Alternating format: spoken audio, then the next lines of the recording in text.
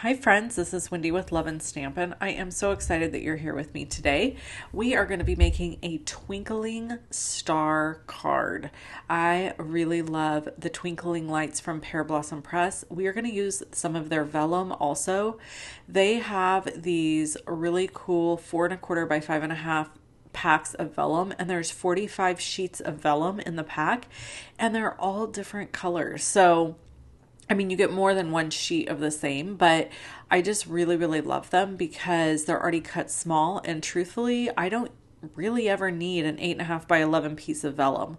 So if you're looking to grab some vellum or acetate or even some metallic cardstock, Pear Blossom Press has it cut in 4¼ by 5½ sheets, and it's a great price point.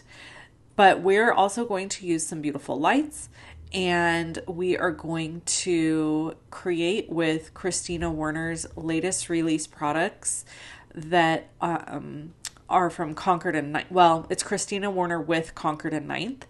And then I've got some stitched stars from Pretty Pink Posh that I haven't used yet. I bought them because I bought them a long time ago, actually. I've had them for quite a while. And I bought them because I was looking to find some basic shapes to just kind of have in my stash. And here I'm working over trying to get this this battery out of this package. That's what I'm doing off screen there. So anyways, that's the nice thing about these lights from Pear Blossom Press is they do come with batteries, so you don't have to worry about buying a battery. So we get the battery put in there, and then I'm going to show you here how the lights twinkle. You hold it down and they just all go off at different times. So you have this really beautiful twinkling light piece that you can use to make a fun interactive card. So back to those basic shapes. I bought those because I wanted to have some basic shapes in my arsenal, and I needed stars, and I thought these were really cool because they have all the cute little stitching elements on them. Some of them are like a stitched outline, some of them have polka dots, some of them have stripes, and I just think they're super, super cute. So we're going to use those today. Not only are we going to cut out for our light, but then we're going to use the cutout piece also. All right, so we're going to start off by doing our ink blending. Now, before I started, I took every one of these and I added some Tombow Mono multi-glue to the back of it and let it dry, which made the stencils tacky. And that is just a really inexpensive way to make your stencils have a little bit of a tacky texture. We're using Dove ink here to ink blend our first layer. And I actually ended up using the sample from there's like a little sample on the back of the stencil pack, and that's what I ended up using here because I don't know, for whatever reason I didn't have a specific idea in mind, and I was having a little bit of trouble being inspired with color combos, so I went for like a wintry feel with this color combination. And it even tells you the color combination on the back of the pack. It's Nectar, Dove, and I don't know the name of this ink color. Don't worry, I'll share it. It'll be on the supply list. Speaking of the supply list, it's below the video in the description box. So when you click the little more button under this video, you'll be able to see the supply list. Or if you just go to my blog, loveandstampin.com, you can always find the supply list there. My supply lists are a visual supply list, so it's a little photo of the product and then you just click on it. Unless the product is discontinued, and then sometimes the photo disappears, but the link is still there, and then it'll tell you if it's like no longer available. So here I just added a little bit more ink to that all word, the middle L, because it didn't look like it quite got enough coverage. And the thing with Concord and Ninth inks is they look a little bit blotchy at first, but they have a smoothing agent in the ink that allows the ink to like settle into the fibers of the paper and smooth out, and then they end up looking perfect and beautiful. So don't be discouraged if you have Concord and Ninth ink and you feel like it doesn't look right. That's why. It's because it takes it a minute to soak into the fibers of the paper, and then it's perfection. So here I'm just cutting this card base down to 5¼ by 5¼ and then I am going to cut my stars out. Now I put my little panel that I stamped and die cut in the middle to kind of gauge where I wanted my stars. I wanted my stars to be kind of like poking out from underneath the sentiment, and so I cut all 3 of them and got them where I wanted, and then I'm going to flip this over and I'm going to add vellum. I'm actually going to double up the vellum just because I wanted it to be even a little bit more muted light that was coming through. So I glue it down with my precision glue press, and then this creates kind of a window. Now, if I wasn't using this for a light up card, you could do this just without lighting it up because it's just kind of a cool effect. But adding the light up makes it that much cooler. This is a very interactive card. When you press down on the little button, all of these stars will light up at different times and twinkle. And that's why I chose to use stars, because we, kind of associate stars with twinkling. So I went ahead and cut down all these pieces of vellum, doubled them up, got it all glued down in place, and then we are going to do the I guess we'll say engineering part of this card. There's really no engineering to it because Pear Blossom Press has developed these lights to be so awesome it takes the guesswork out of it. You guys notice I make a light up card at least once a month. I am a design team member for Pear Blossom Press, but I absolutely love their product.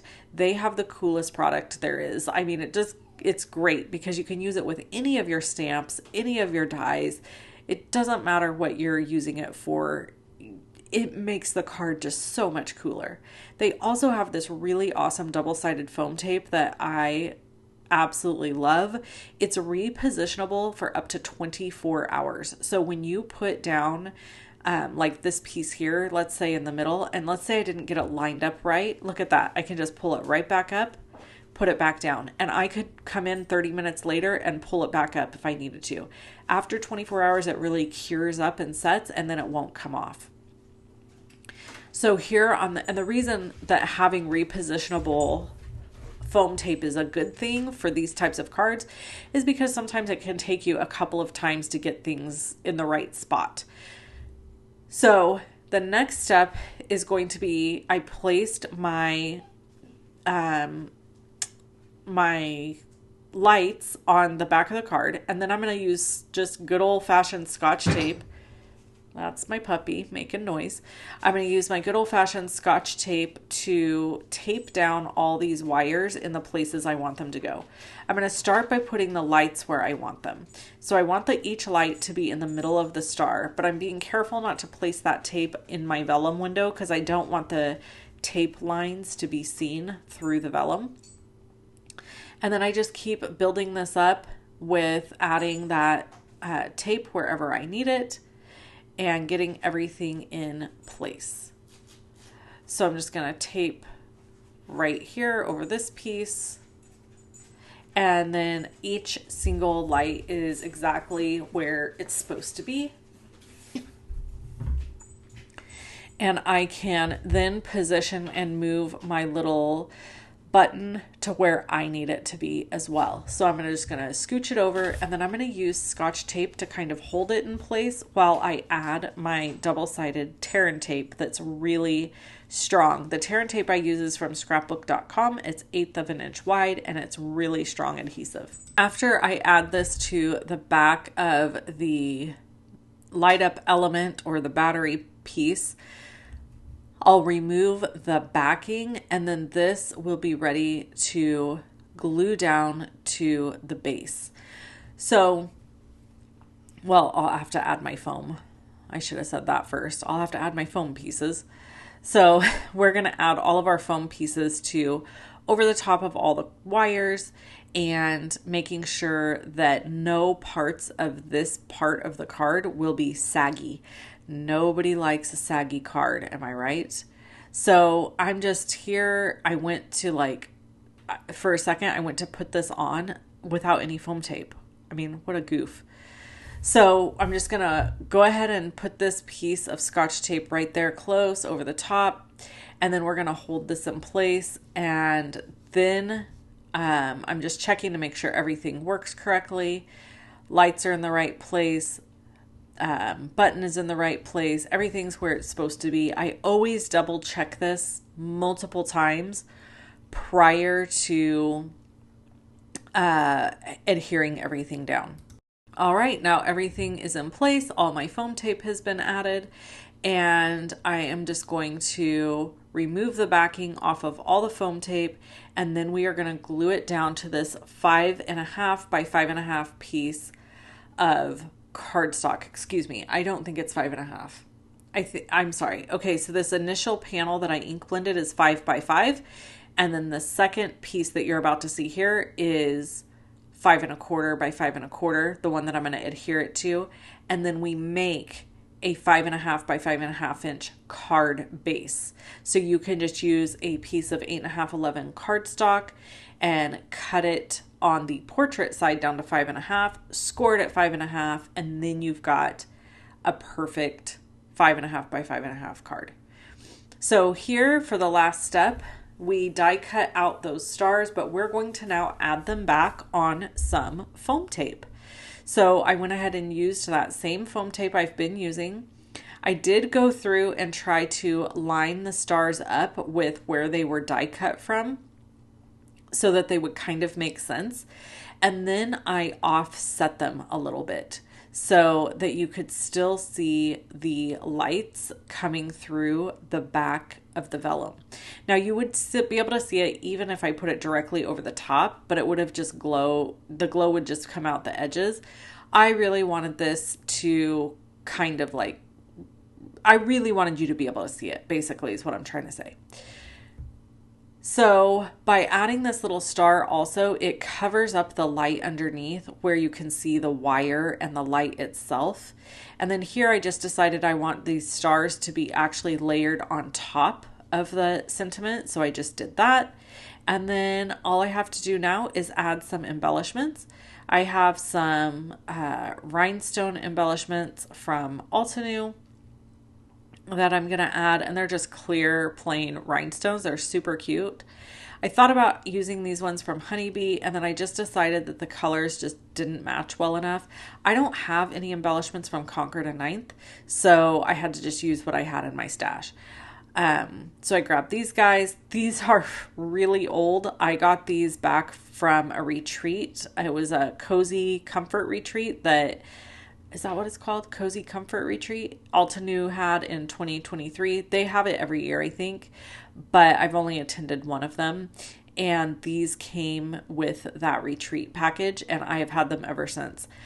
I am going to have to invest in some embellishment soon because I just don't have very many.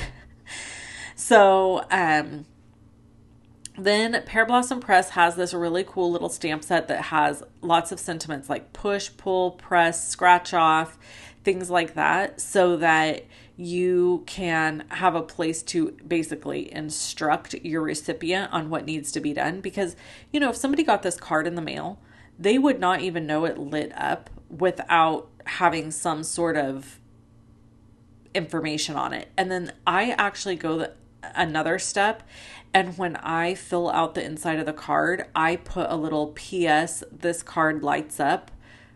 Make sure you push on the front where it says push or press. So I just add that little handwritten note on the inside of the card because I figure it's easy for people to miss. Like, this is a really tiny sentiment. You don't want it to be big because then it's just kind of this weird giant sentiment that's overwhelming your project. But I can see how somebody would miss seeing this little tiny button down here. So I just always make a note in my card when I am actually giving it. So this is kind of a non-traditional color Christmas card, and I think that it's just really fun and kind of modern. Something I could like give this to my nephew for Christmas with a gas gift card in it or something like that, and I think that he would really enjoy it. I hope you enjoyed this video. Again, links for everything are below the video in the description box. There's a supply list there. If you want to grab some of these twinkling lights for Christmas cards, I think it'd be a great idea. I hope that you have an amazing day. Make sure you click on another video if you want to continue watching. Click the circle with my face in it to subscribe, and I'll catch you next time.